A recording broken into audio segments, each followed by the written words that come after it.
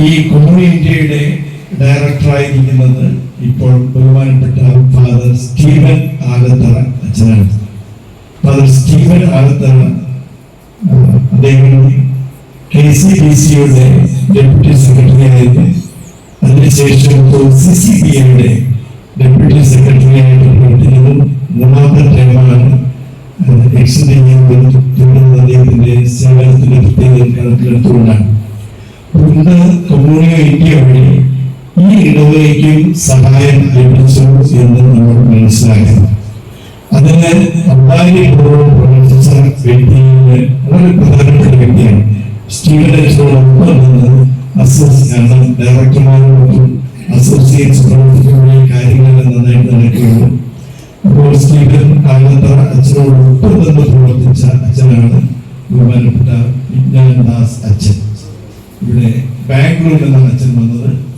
Jesus യൂത്തിലെ നമുക്കറിയാം ഭാരതത്തിന്റെ ഒരു തുടക്കമാണ് ജീസസ് യൂത്ത്. ജീസസ് യൂത്തിലെ ആദ്യത്തെ വൈദികനാണ് അദ്ദേഹത്തിന് മലയാളവും നന്നായിട്ട് അറിയാം, തെലുങ്ക് ഭാഷ അറിയാം, ഉള്ള ഭാഷ അറിയാം. പിന്നെ 6 വർഷങ്ങളായിട്ട് CCBAയുടെ പ്രവർത്തനങ്ങളിൽ അദ്ദേഹം വളരെയധികം വ്യാപൃതനാണ്.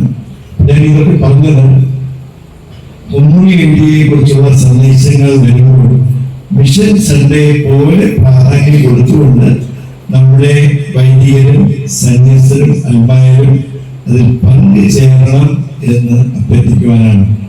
So my dear Father Vignandas, kindly extend our heartfelt greetings and gratitude to our dear Father Stephen Alandana and your collaborators, Sister Margaret of the Charles Borromeo congregation.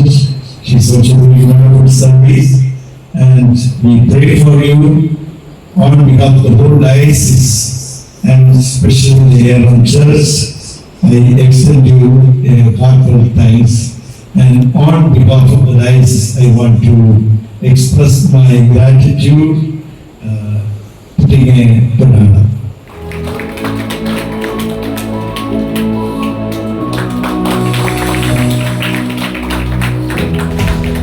Communio shining bright.